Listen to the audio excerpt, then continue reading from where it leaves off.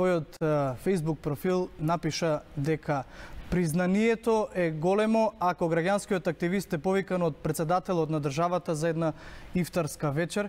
Меѓутоа ја одбивам поканата на председателот Ѓорѓе Иванов, бидејќи има направено неколку грешки во своето делување. Господја Смаиловиќ, добро дојдовте во Студио 1. Добро ве најдов.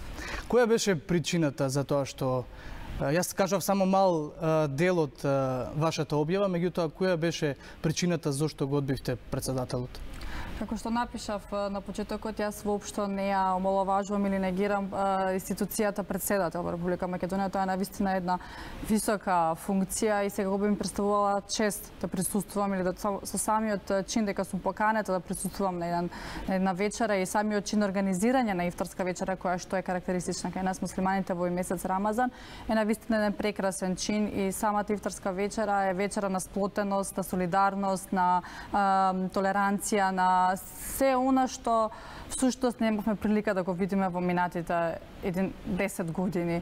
И тоа е навистина нешто да мене како правник по професија, човек кој што го знае законот во Македонија, човек кој го знае уставот на Република Македонија, човек кој што постојано се борев за правдата да биде еднаква за сите и достапна за сите, да бидам гласот на безгласните.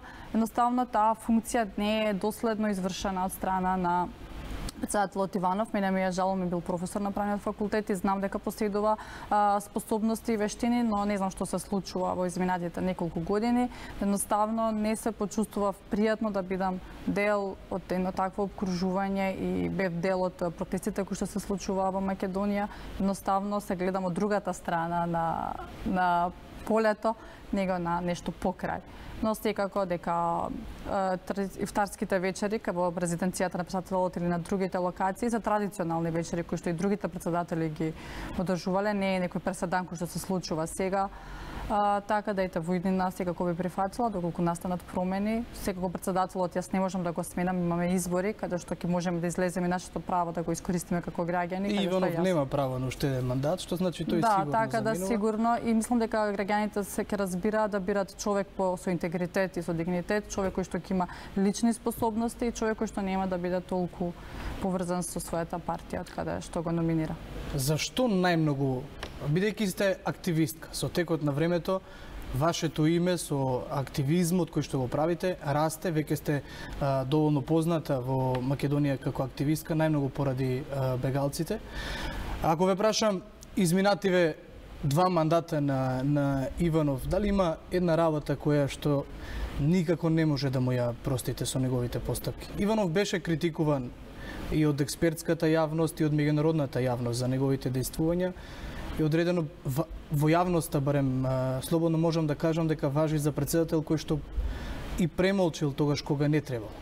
Да, значи има одредена ситуација која што не можете да му ја забравите. Значи има премолчувано многу ситуации, но кога ќе проговарал и тогаш не било во корист на измирување на некои односи, но кога би можела да ги изберам меѓу двете, не можам да ги отргнам тоа што всушност е мојот активизам, поврзано, а тоа е правдата и желбата за помош, така да не можела да ги простам аболициите и односот кон бегалците. Сепак Македонија на својата граница има поставено дупла разорна ограда. Македонија, председателот ниту еднашка не излезе со говори каде што ќе ја намали ксенофобијата која што видов на локалните избори како се одвика и населението. Ниту еднашка не успати некоја хумана и солидарна порака како што упаќаа председателите од соседните земји. Значи да го земем за пример Србија, каде што председателот постојано упатуваше на солидарност и хуманост и ја намалуваше тој страв кај граѓаните затоа што како врховна фигура, како некој лидер, тој упраќаше пораки на солидарност, сочувство и емпатија. Значи дефинитивно односот кој што повеќето политичари во Македонија го покажа кон бегалците мој репер кон односот кон нив, но секако и аболициите кои што се незаконски, кои што не можете да простите криминал, посебно кога ние граѓаните сме од другата страна. Значи имаме судски органи, имаме органи на прогонот, имаме пресуди, имаме процедури, имаме судови, не можете вие да простите нешто што е кривично дело. ќе имаме суд каде што ќе се докаже невинноста или дали личноста е виновна. Така да тие две моменти се некако клучните. Дали по објавата која што имавте, добивте реакции од разни страни или? Па да, имаше реакции дури на самите коментари на мојата објава, дури зборувам од официјални лица. Од официјални лица не имаше реакција, најверојатно бидејќи сум активист, не е таа некоја голема промена, но како и да е, јас и мојот Facebook профил кој што најчесто од отворен карактер, често пати ја искажувам своите револти, своите незадоволства кон одредени политики, дали од сегашната, од минатата власт или од председател, така да моите ставови не се изненадување, мислам дека за официјалните лица туку се нешто што е очекувано и со оглед дека и вчера имаше други институции кои што одбија да дојдат на ифтарот, верувам дека може би треба да подразмислиме и да се сетиме што всушност представува ифтарот и кој треба да има доблест да организира таа една вечера која што не е верски ритуал, туку е вечера каде што се дружиме, каде што го покажуваме тоа што Македонија всушност е една богата земја на различни култури, традиции, народи и ги делиме и чувствуваме се едни со други. Дали освен Иванов, ако ве покани некој друг или веќе ви има покането на ифтар, би отишле или би одбиле? Имали функционери или политичар на кој што би му одбиле поканата исто како на Иван? Значи, јас во името на Република Македонија, како представник од Македонија, во 2017 го пишував извештајот за исламофобија, кој и што генерираше најмногу исламофобија во Република Македонија. И дефинитивно централна фигура во генерирањето на исламофобијата во 2017 и таа нетолеранција кон муслиманите покажа политичката партија ВМРО-ДПМН, каде што ескалираше со локалните избори, каде што ја водеше целата кампања против бегалците, но и тогашниот избор на новата влада, каде што секое однесување на сегашниот премиер или на неговите луѓе, дали идењето во џамија и слично на Facebook, официјалните Facebook страни на таа политичка партија беше исмејувано и омаловажувано и покажувано како ете имаме радикали или не знам што.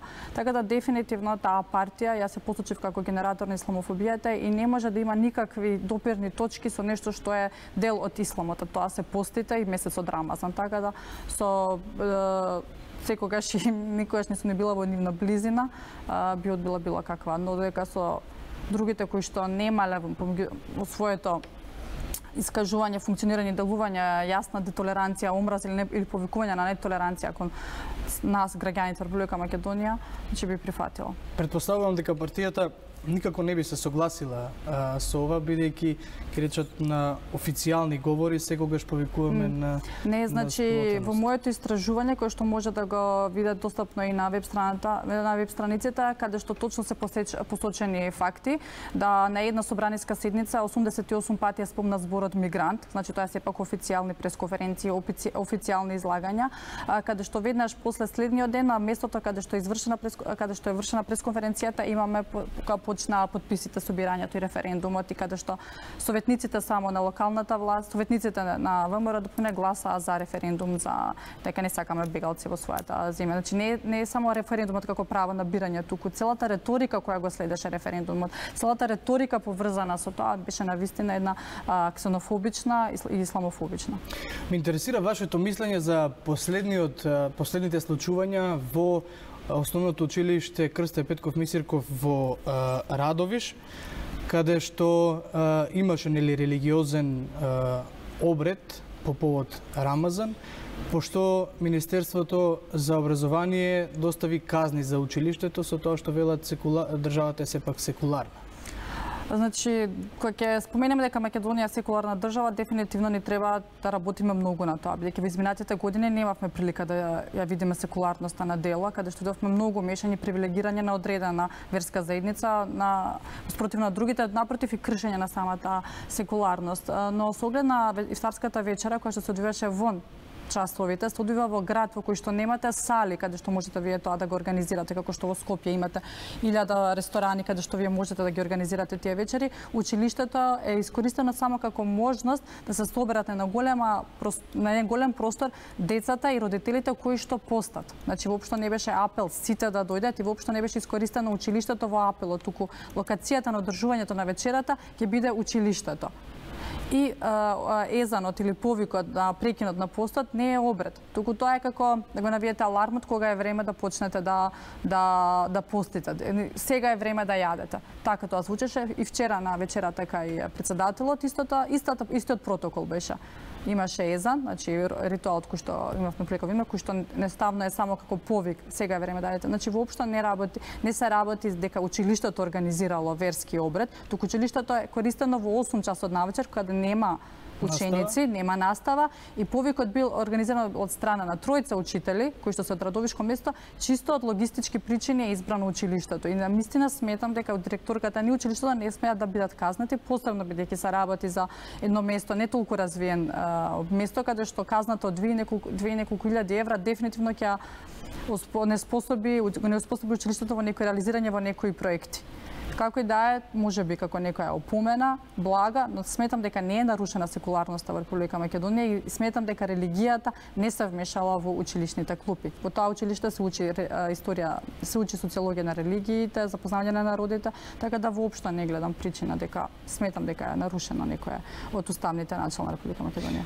Во светот се уште религиите исплотуваат, а би рекол и разделуваат, со тоа што различно се толкуваат од можеби од оние кои што најмалку треба, а тоа се луѓето кои што може да кажеме дека еве не веруваат во ниту една религија. Дали со тоа што го практикувате исламот се соочувате со дискриминација? Колку светските амбасадори, јас за пример би ги зел еве светски познатиот боксер Мухамед Али кој што нели премина во исламот, малата Малала од Пакистан и во моментов не можам да не споменам фудбалерот на Ливерпул Мохамед Салах, кој што заработи интервјуа со BBC, со CNN токму на овие теми како човек кој што ја шири пораката на исламот. Колку е исламот неразбран од останатите кои што практикуваат друга религија и како да се искорени дискриминацијата? Значи, во однос на погрешното интерпретирање религијата, за жал постојат многу луѓе кои што погрешното учење на религијата даваат лош пример за припадниците на истата. Значи, како не сме да се обвини на цела религија или 1 милијарда народ поради тоа постапките на одредени луѓе.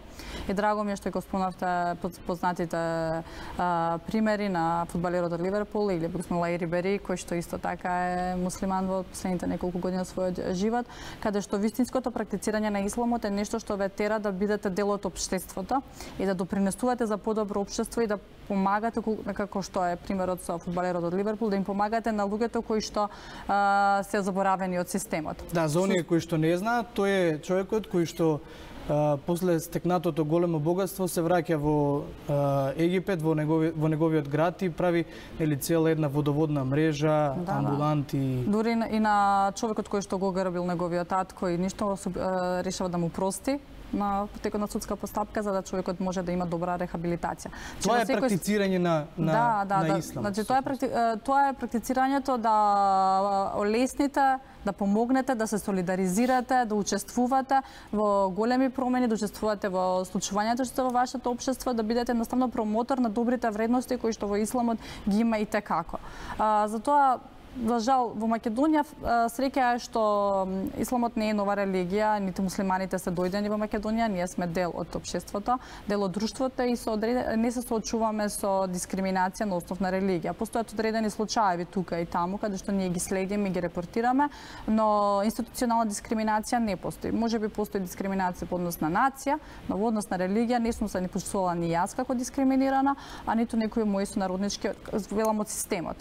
Постојат поединечни случаи, но тоа не е во рамките на законот и секогаш се реагирало и се исправале тие грешки. Така да верувам дека треба што повеќе да се запознаваме, како ифтарот кој што беше организиран вчера е дефинитивно начин каде што сите ќе дојдеме на едно место каде што ќе се објаснат принципите на ифтарот, што принципите на месецот Рамазан, дека не оставаме само храна и вода и дека гладуваме и дека сме жедни. Всушност тоа е солидарност, всушност тоа е едноставно давање предност на духовноста над телесното.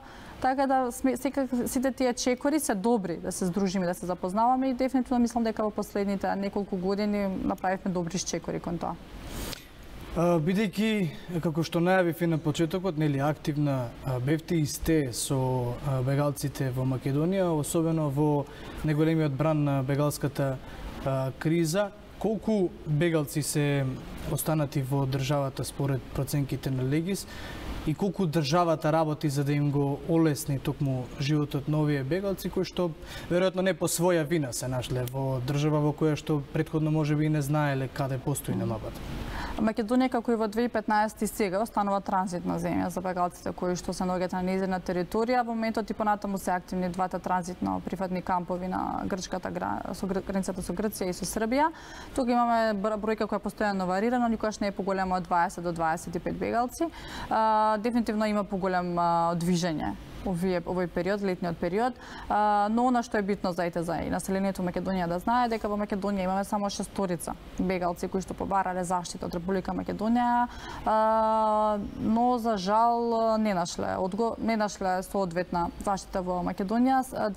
Тројца од нив имаат само статус кој што се нарекува субсидијарна заштита, која што е пониско ниво од статус бегалец или барањето за азил не има одобрено, туку субсидијарна заштита на 1 година, што е многу малку и на кај нив се уште се буди страв, бидејќи годината брзо поминува и со навршувањето на годината значи дека нивната заштита се нема веќе да биде присутна, дека мора повторно да аплицираат. И посебно се работи за семејство од 2 брата и сестра, каде што братот и сестрата имаат статус на заштитеници на Република Македонија, додека братот нема. Така да и сепак и нивниот статус не е толку сигурен. Така да институциите дефинитивно воопшто не ги земаат во предвид нашите постојани апели дека треба да превземат поголем исчекор во грижата за бегалците, да ги нивната интеграција во општеството и правата кои што ги имаат во Македонија.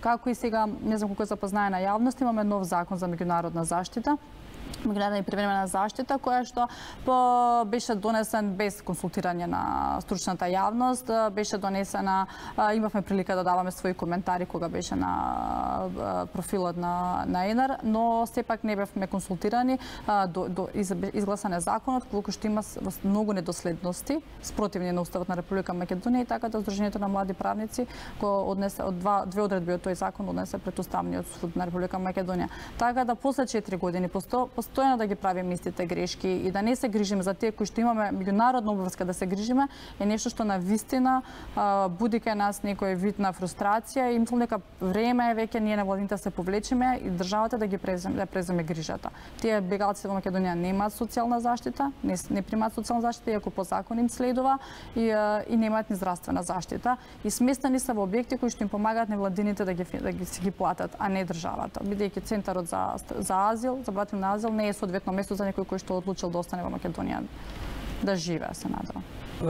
За крај би ве прашал, бидејќи сте припадничка на бошњачката заедница и го кривате гласот и токму и за таа заедница, колку сте задоволни од третманот кој што сега го добива бошњачката заедница од актуелното раководство и ако направите компарација со изминатите 10-11 години, дали е нешто променето? Значи, бошњаците како заедница своите права ги црпат од Уставот, каде што од 2001 станавме уставотворен на заедница, етничка заедница, и од таму ги добиваме сите права кои што ни следат по рамковниот договор. Но имплементацијата иде многу споро и тука приметуваме голема дисфункционалност, каде што бошњаците воопшто не се доволно застапени во клучните институции. Постојат напори таа дисфункционалност да се среди со вработување или префрлање од една институција во друга институција на бошњаци, каде што би биле доволно застапени. Но она што е навистина охрабрува да оваа година од септември 2018 година официјално ќе биде институционализиран и официјализиран босанскиот јазик во училиштата, каде што минатите 8 години беше експериментална програмата. Не постои експеримент од 8 години, но тоа беше босанскиот јазик во училиштата, каде што Министерството за образование даде напори, дава напори да од септември 2018 во 3 училишта каде што живеат бошњаци наставата ќе се одвива на босански јазик. Исто така мораме да ја пофалиме соработката со Босна и Херцеговина, каде што имавме прилика да го видиме и премиерот на Босна и Херцеговина во Македонија и обратните. Тоа веќе немавме прилика да го гледаме изминатите неколку години. Тука се и веќе се чувствува, но мора да се поработи. Значи, посебно на локално ниво. Нашиот најголем проблем е што доскоро не бевме политички застапени, значи немавме политичка партија која што ги застапуваше бошњачките интереси. Сега веќе гледаме иницијативи за формирање на една или две. Како и да е, мислам дека во Македонија се мора преку политичките партии да функционира, иако тоа си постојат закони и устав по кој треба да теркови, но дефинитивно треба постои политичка волја која што ќе го турка сето тоа во името на бошњаците. Мислам има тука многу за работа и дефинитивно ни престои една долга борба, но дефинитивно ќе се залагаме за наши рамноправни права, бидејќи ние сме рамноправни граѓани на Република Македонија, кои што дефинитивно си ги плаќаме редовно давачките и сме уставотворен народ и ќе си ги бараме правата кои што ни следат по уставот и законите. Госпоѓа Смиловик, ви благодарам за одвоеното време. Ја имате мојата поддршка како новинар да продолжите со вашиот активизам кој што несомнено ги менува работите во Република Македонија. За крај, како што е практика на Студио 1, ова е последното дело најновото на Санта Аргирова, Времето на Перонов, политички трилер како сеќавање за вашето прво гостување во 1 ТВ. Се надеваме на и последно. Да, благодарам многу за подарокот и за учеството во емисијата. Ви посакувам успешна работа на телевизијата. Ова ми е прво учество и се надам дека долго ќе се дружиме. Благодарам. А ние, почитувани гледачи, одиме со една кратка пауза, па се